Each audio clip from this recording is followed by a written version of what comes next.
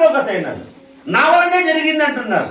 నేనే పోగొట్టాను దయ్యాన్ని, నేను ఇది చేసిన అన్నప్పుడు దేవుడు అంటాడు, ఎవర్రా మీరు, నాకు తెలియదే అంటున్నాడు. అక్రమము చేసినారు. వీళ్ళేం అక్రమం చేసినారు? నీ పేరు చెప్పే కదా అన్ని చేసిండేది. ఈరోజు అనేక మంది టీవీ మెసేజ్లో చెప్తున్నారు, అనేక మంది సేవకులు ఫోకస్ అవుతా ఉన్నారు. దేవుడు మేము చేసినాం. ఇవన్నీ కాదు, అక్రమం చేసేవారని దేవుడు చెప్తా ఉన్నారు. నీ నామం దయ్యాలు ఎల్లగొట్టినాం, నీ నామం అద్భుతాలు చేసినాం, ఇవన్నీ ప్రవచించినాం కూడా చేసినాము, మీరెవరో నాకు తెలియదు. ప్రభువా నోటితో పిలిస్తే కానీ హృదయం మారాలా. హృదయాంత రంగంలో దేవుని సింహాసనం ఇక్కడ వేయాల. నువ్వు హృదయంలో ఏముండాలా?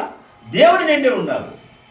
దేవుడు కాకుండా వేరే దాన్ని నీ హృదయంలో నింపుకుంటావు. అది నీ కొడుకు కావచ్చు, నీ భర్త కావచ్చు, నీ మామలు కావచ్చు, నీ తల్లిదండ్రులు కావచ్చు. మొదటి ప్లేస్ దేవునికే, తర్వాతనే మిగతాటివన్నీ.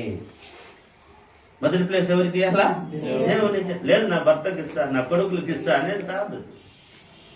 ఇది తెలుగులో వేరేగా ఉంటుంది. తల్లి, తండ్రి, గురువు, దైవం లాస్ట్. కానీ క్రిస్టియానిటీలో అది కాదు. ఫస్ట్ దైవం రావాలా, మన తల్లిదండ్రులు లాస్ట్కి పోవాలి. వీళ్ళు ఆ దానికి దీనికి చాలా వ్యతిరేకం. దేవుడు ఒప్పుకోడు.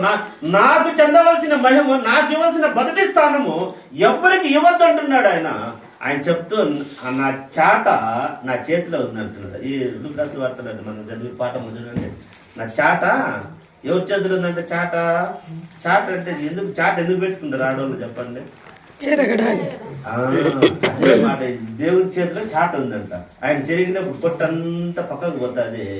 దాన్ని ఆ మాట అంటారు. 3వ అధ్యాయం చూడండి, మత్తయి సువార్త 3వ అధ్యాయం మనం చదివిన పాఠాలలో ఉన్నది చూడండి. ఆయన చేట ఆయన చేతిలో ఎన్నో వచ్చినమ్మా? 12 వచ్చిన. ఆయన చేట ఆయన తన కళ్ళము బగుగా శుభ్రము చేసి గోధుమలు పుట్టులో పోసి ఆరిన అగ్గితో పొట్టును కాల్చివేయని వారితో చెప్పాను. ఆయన చాట ఎవరి చేతిలో ఉన్నదంటే ఆయన చేతిలోనే ఉన్నది. ఆయన చెరుగుతాడు. మనం అనుకుంటున్నాడు, నేను క్రైస్తవుడు, నేను బాప్తిజం తీసుకున్నా, నేను సంఘానికి పోతాడా, నేను దశభాగాలు కడతా ఉన్నా, అన్ని ఇస్తాను, డబ్బులు ఇస్తాను, పండగలు చేస్తాను, నలుగురికి అన్నదానం చేసిన అవసరం, ఇవన్నీ అనుకుంటూ మోసపోతా ఉంటాం. కానీ ఆయన చెరిగినప్పుడు నిలబడే గింజ కావాలి. పొట్టి ఎగిరిపోయిన దాన్ని ఏం చేసినాడు కూడా రాయబడి ఉన్నది. పొట్టి ఎగిరిపోయిన పొట్టును ఏం చేసినాడు కూడా రాయబడి ఉన్నది.